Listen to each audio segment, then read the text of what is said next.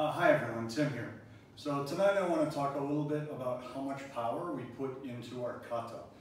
This is a concept that I was introduced to by a friend of mine who unfortunately is no longer with us, by the name of Robert Russolo. And when I saw Robert doing one of his katas, one of his Naihanchi katas, he did Okinawan Kempo or Ryukyu Kempo, and he tended to not move very fast. He would go like this. And I know that Okinawan Kempo or Ryukyu Kempo, they do it slightly different than we do in Shorin-ryu. But the way that I was taught to do it in Shorin-ryu, coming in, we would put a lot of emphasis on this kind of explosive movement. So the reason why we train with explosive movement is if I'm ever in a fight, I want to be sure that I can be able to do this kind of explosive movement. So when I train my kata, it makes sense because I'm training my muscles in a way that they work the fast twitch fibers and I get more explosive movement out of it and speed out of it. So I asked Robert, why are you not putting explosive movement into your kata? He says, well, it's one thing to think about the power. It's another thing to think about different techniques that might be happening along the lines when we're doing the kata. And so they wanted to move a little bit more slowly and think about the space in between the punches and the strikes and how they could use those for closing techniques. So it was really interesting. And I want to explore what happens when we overemphasize power and sort of lose track on what it is that we're doing with the techniques. So I'm going to grab a bow here. Hold on, let me get one. Yeah.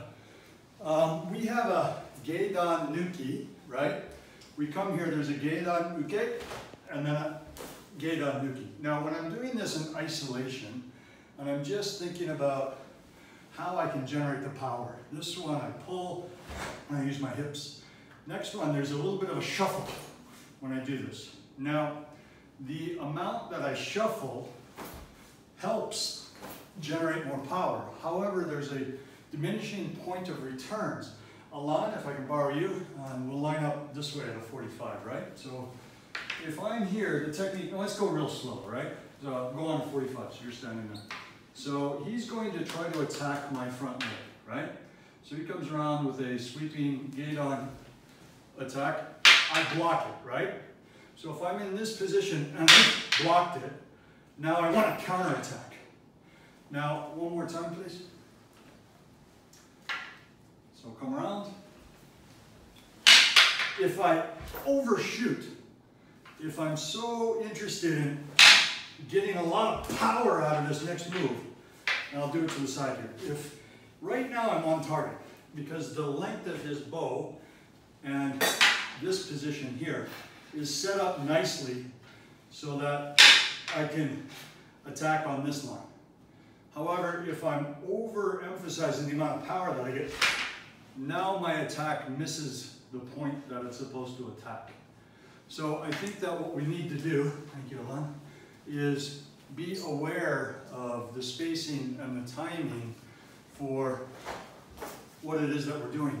And if we find ourselves overemphasizing some of the techniques purely for the purpose of power, I think that there's some value in generating the power, but then we have to get it back within the space where it works within the intended line of the kata.